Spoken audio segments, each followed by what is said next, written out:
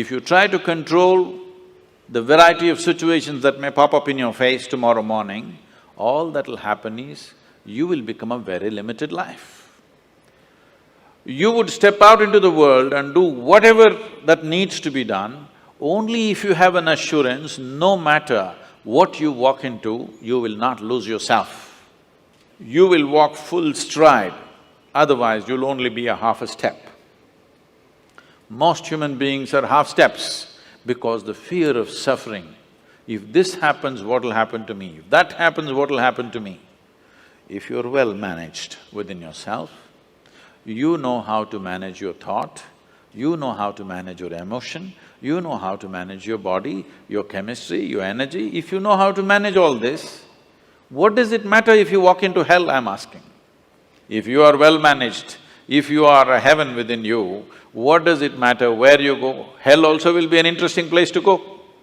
But if you are ill-managed, then you want to be in a nice place all the time. You will not step out into anything. I'm not saying this is wrong, this is against nature, because in nature, every life is aspiring to be as much as it can be, isn't it? Every life is naturally aspiring, this is not a philosophy, this is not an ideology that you must do this or that. It is natural and intrinsic for every life that it will do as much as it can. From an earthworm, from a worm to an insect to a bird, to an animal to a tree, every one of them are trying to be full-fledged life. If you go against this simply because of the fear of suffering, then all possibilities of exploring the nature of being human, the tremendous immensity of being human is just lost upon humanity. Today, you will see this everywhere. When people say, I am only human, they are talking about the limitations of being human. They are not talking about the possibilities of being human, isn't it? If we are the most intelligent species on the planet, if we are the most capable species on the planet, should we be talking about our possibilities or should we be talking about our limitations? Whenever anybody writes or says, oh, we are human, they're always referring to their limitations, never to the possibilities of being human. This is because the most fundamental things have not been taught in our education systems, how to handle your thought and your emotion. Your psychological drama has gone out of control. It's a badly directed drama, believe me. If it was a well-directed drama, you would take it to the conclusion that you want, isn't it? Because it's a badly directed drama, just about anybody can take charge of it. Who is the director of your psychological drama? Just about anybody, isn't it? Anybody can make it into a tragedy. The reason why people have not even learned to manage their thought and emotion. By the time you're 10, you should have learnt it. At 60, people still don't know how to manage their thought and emotion. They're standing up like ghosts in their life. They don't need anybody's help.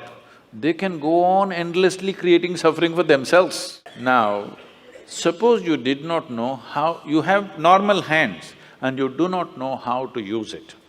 What would you call yourself? No, you tell yourself, don't tell me, it's okay. Whatever you think, if you have a normal process of mental faculty and you do not know how to use it, it means the same thing, yes or no? Does it mean the same thing or no? You don't have a normal hand, then you can't use it, that's different. We will look at you compassionately. But you have a normal hand and you don't know how to use it. Whatever word you use to call yourself, don't tell me, but the same thing goes if you don't know how to use your thought and emotion towards your well-being, isn't it? Because ill-managed.